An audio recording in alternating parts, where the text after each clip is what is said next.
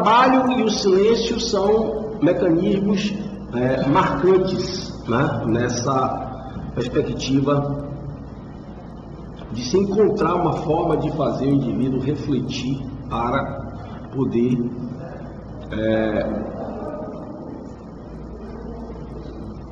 E na Inglaterra, a ideia do sistema progressista, né? O sistema progressivo, a progressão de regime, também não é uma invenção nossa do século XX, muito menos do século XXI.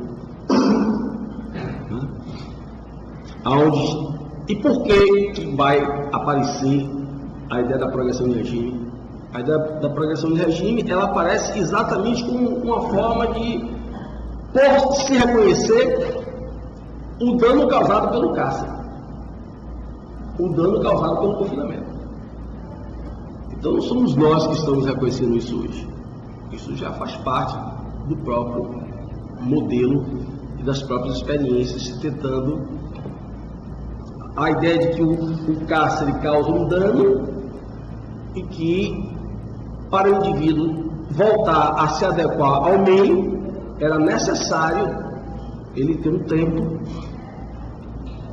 para essa readaptação. Aparece, inclusive, no século XX, o conceito de psicose carcerária. Mas alguns estudiosos depois psiquiatras inclusive, vão contestar essa ideia de uma psicose carcerária. O que vai se admitir mais recentemente é que esses danos causados que podem gerar uma psicose ou qualquer outro tipo de transtorno mental,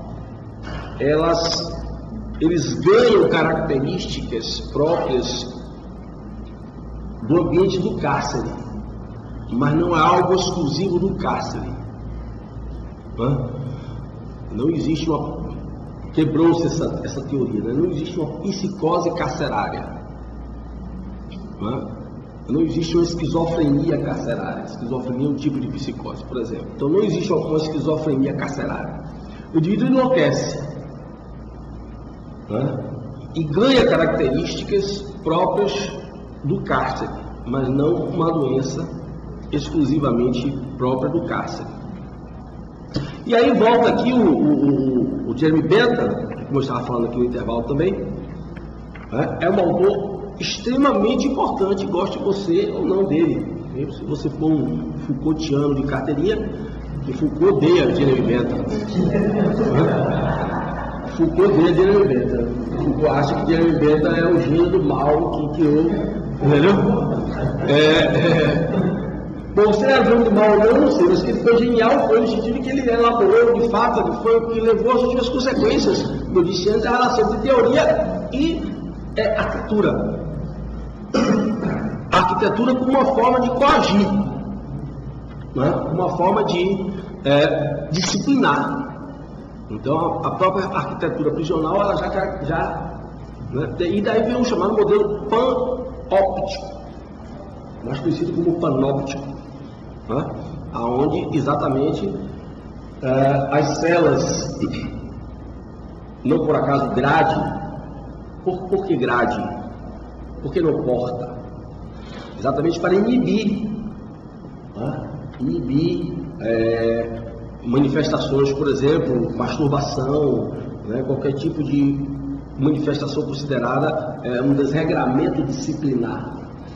Então, expor o indivíduo em toda a sua intimidade, para que essa exposição da sua intimidade contribuísse para a sua autodisciplina. E isso é importante. Eu não estou aqui dizendo que tudo é lindo e maravilhoso, hoje aqui ficou feio, eu não estou dizendo isso, mas independente de posicionamentos que cada um pode ter, deve ter, por isso que eu digo que é sempre estudar para poder ter um posicionamento. Quando você vê tudo que está ligado a qualquer tipo de cerceamento é do mal, é o pessoal de Foucault, o pessoal dessa linha revolucionária esquerdista. Esquece de entender realmente qual é a proposta do pessoal. Você entende qual é a proposta deles e aí você toma a sua posição. A proposta não era fazer mal a ninguém, mesmo até que os valores de hoje não fizesse. Mas a ideia não era fazer o mal, simplesmente. A gente vai até chegar aqui em Kant e Hegel, né? Trazer de novo essa questão do mal.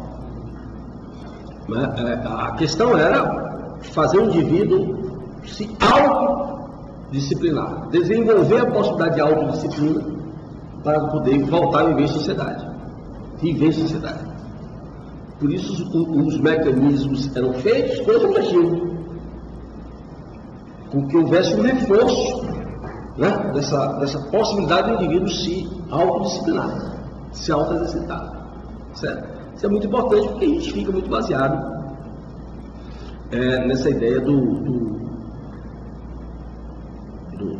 da maldade que toda a repressão visa oprimir, etc, etc, e esquece de entender realmente os autores. Né? O Bentham, como está mostrando aí, né, ele dá um salto muito importante para o século XIX. Né? No século XIX, você, de um modo geral, dentro do direito, você para de discutir a questão do direito natural. Não é que o direito natural deixe de existir, o conceito do direito natural deixe de existir. A ideia de direitos humanos, que tem suas raízes no direito natural, ela deixa de existir. Não é isso. A discussão passa a ser outra. Isso é baseado exatamente na ideia chamada teoria da utilidade. Né? Porque o grande desafio para o direito, e particularmente para o direito penal no século XIX, é como desvincular a ideia, né, do crime da ideia de pecado. Esse é o grande desafio, esse foi o grande problema, o grande dilema do direito penal. Né? O que salvou o direito penal foi exatamente a ideia de utilidade, que Kant, inclusive, discorda completamente de Beccaria nesse sentido, que a ideia de utilidade é colocada como marco, a ideia a teoria de Beccaria. Né? E utilidade em que sentido? No sentido mesmo prático. Porque o bem jurídico vida? Porque sem ela você não vai adiantar você ter outro jeito qualquer. Essa ideia de que esse escalonamento que nós vamos fazendo a respeito dos princípios, dos bens jurídicos, etc., é uma coisa muito cultural. E é a teoria do bem jurídico que vai salvar o direito penal. Porque na medida que o direito se volta para preservar certos valores esses chamados de bens jurídicos, do qual o direito se apropria para proteger, é aí que a coisa começa a se resolver. Porque eu já não vou ter um direito à vida, seja porque Deus me deu, ou porque a natureza me deu, mas é porque eu tenho esse direito inerente a mim. Eu preciso desse direito, inclusive, para desfrutar de outros direitos. E ninguém tem o direito de tirar esse direito de mim, a vida.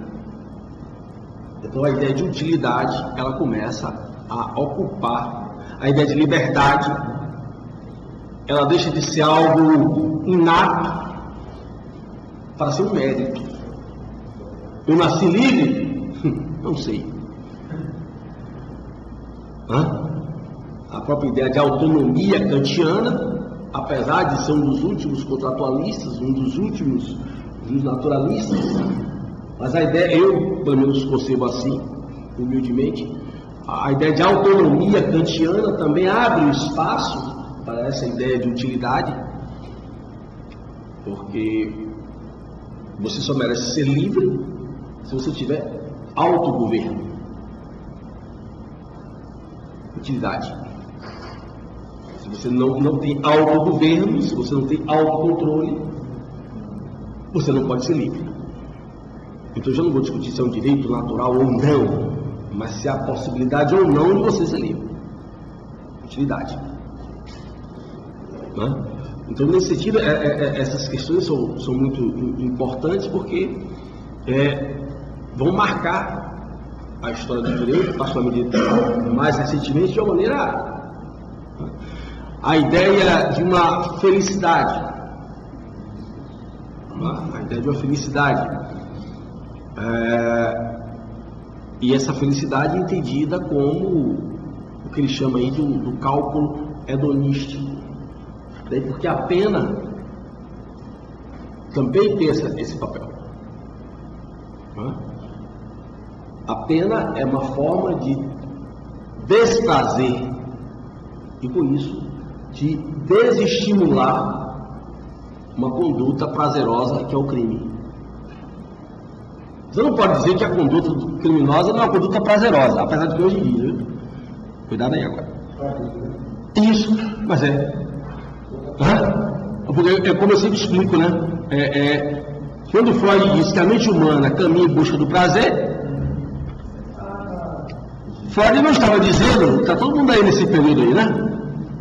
Início do final do século XIX, início do século XX, e aliás, Freud está bem mais na frente de Bento, aliás. Mas século XIX, aí, final do século XIX, início do século XX, quando Freud diz a mente humana caminha em busca do prazer, ele não está dizendo que o prazer é você tomar um sorvete assim pôr no sol. Alguém pode ter prazer só protegendo alguém. Certo? Ele fala do prazer não no sentido valorativo moral, mas no sentido da satisfação de algum desejo. E esse desejo pode ser um estupro, esse desejo pode ser um homicídio, esse desejo pode ser assaltar um banco para morar numa casa muito confortável, dirigir um carro de luxo, certo? Como pode ser também tomar um sorvete assim no pôr do sol. Então, o prazer, a concepção de prazer freudiana, ela não passa de forma alguma por um crivo moral, né? E nesse sentido, o crime também é uma forma de sentir prazer, de dar prazer.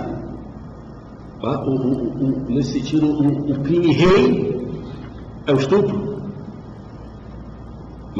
Hoje, em termos técnicos, a mulher também pode estuprar, porque o estupro hoje está ligado ao ato libidinoso, não precisa haver penetração carnal, mas a princípio o homem só pode estuprar se tiver ereção, e para ele ter ereção ele tem que ter excitamento, né? Ou seja, e para ele ter excitamento ele tem que ter desejo, e para ele ter desejo ele precisa ter prazer para esse desejo. Então o estupro seria um crime rei, no sentido de mostrar que o criminoso tem prazer quando comete crime. Apesar de haver teorias hoje, as teorias abolicionistas falam o contrário. O indivíduo não pode ser punido com muita severidade, nós vamos ver depois, o indivíduo não pode ser punido com muita severidade porque, afinal de contas, quando ele está cometendo crime, ele também está sofrendo.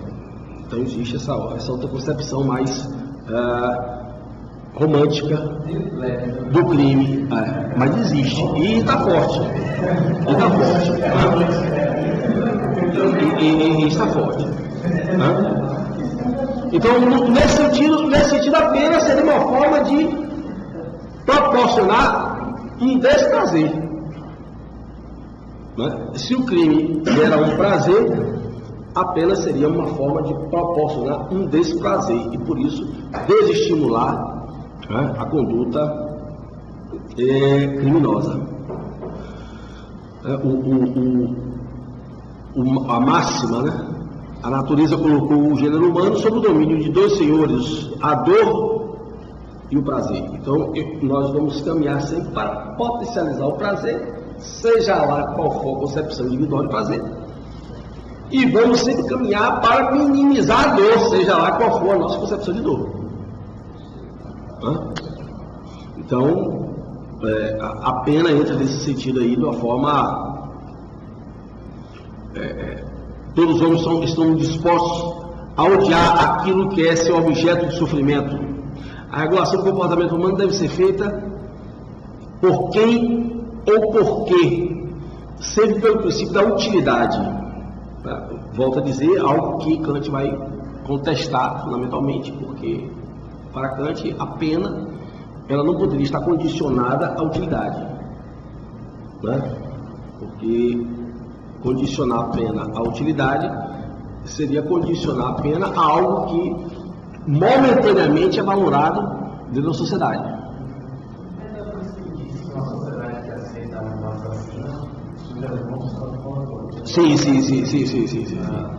Sim. Porque em Kant o problema é ético. Né? O problema é ético. O direito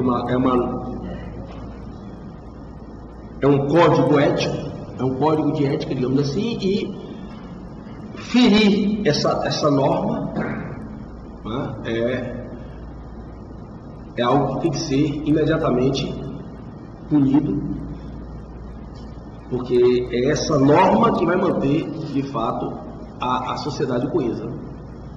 De certa forma, o neopositivismo leva isso às últimas consequências, né? Quando inclusive o neocantismo leva isso às últimas consequências dentro do direito, que é, como eu já falei em sala de aula, apenas um expoente no século XX, né? Mas a ideia de punição, ela tem que ser vista de maneira, digamos, rigorosa, não no sentido de que a pena tem que ser rigorosa, mas rigorosa no sentido de que tem que ter uma resposta. Por quê? Porque o pessoal já havia percebido que a moral não seria suficiente para manter uma sociedade coesa. Isso já estava nos contratualistas. Os contratualistas já tinham percebido que não adianta a gente dizer que vamos viver aqui um pacto de pacificação. Eu não vou entrar na sua casa, nem você na minha, não vou te roubar, nem você a mim, enfim. Os caras já percebiam o roubo, os caras falavam, né? Como eu já disse, só uma boa lei e uma boa espada. Então o direito e o Estado, eles modernos, eles aparecem como uma resposta a esse receio acerca da conduta humana. De lá para cá, como essa perspectiva vai tomando direcionamentos diferenciados dentro das escolas, é que é o grande segredo, né? Que é o que é a grande riqueza do direito, particularmente, né? A partir do século XIX. Mas a raiz está toda ali, século XVII, XVIII, essas discussões que os caras estavam, né? Você falou que em relação à pena, ela não deveria, talvez, ser rigorosa. Aqui o pessoal está defendendo, esse rigor não está ligado ao rigor da pena propriamente dito, mas o rigor de haver uma resposta. Isso é o que acontece, por exemplo, a gente tem um jovem que estudou essa bomba, e a resposta que ele vai ter, esse valor que ele vai ter, seria uma pena que, por exemplo, R$12 de multa. Entendeu? Então quer dizer, se você não dá, aí vem a psicologia que está na concepção de pena de Jeremy Bentham.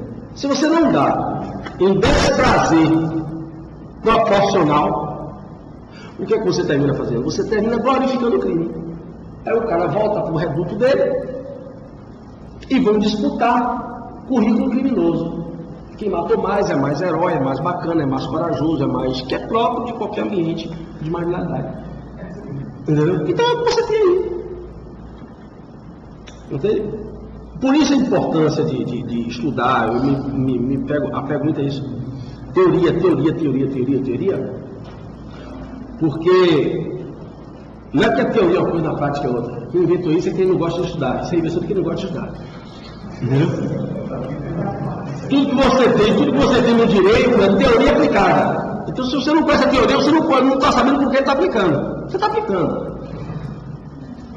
Não sabe o que está aplicando. Essa teoria não se vislumbra qualquer outro objeto a não ser o de punir o condenado, lhe causando um prejuízo oriundo da sua. É uma consequência da teoria de Bentham. Causar um desprazer. Se o crime causa um prazer, né, a pena tem que causar um desprazer. Não é a forma de ressocializar o condenado, muito bem, não é reparar o dano. Tá? Que ele fala não se fala em reeducação, mas em castigar, retribuir aquilo que foi gerado. Aí vem a questão do Hegel, como eu falei, e do Kant. Em Kant, como eu tinha dito antes, a pena tem o caráter de uma restituição de uma dimensão ética, levando em consideração aí que o mal desses autores ganha uma certa conotação metafísica. O mal em Hegel tem uma forte conotação metafísica. Porque assisti minhas primeiras aulas nos primeiros semestres, onde eu mostrei a relação de Hegel com o movimento satanista, com a ideia do Fausto, de Goethe, a ideia de que a destruição traz o bem. Esse mal, prender o indivíduo, é um mal, é uma forma de destruir aquele indivíduo que existe, para que possa reaparecer um indivíduo, digamos, diferente. Por isso que Hegel tem essa famosa passagem, a pena é uma negação da negação do direito, porque se o crime é a negação do direito, a pena é uma negação dessa negação. É uma questão de raciocínio lógico. Quando você quiser encantar sua namorada ou seu namorado, você chega e faz assim: não, tem Hegel, a pena é a negação do direito. Sua namorada não vai entender nada e você vai achar você um gênio, uma gênia. E você já sabe que terá beijos e abraços a noite inteira. Agora, para que você não fique mal, se só caso ela saiba do que se trata, então eu quero me explicar a lógica disso aí.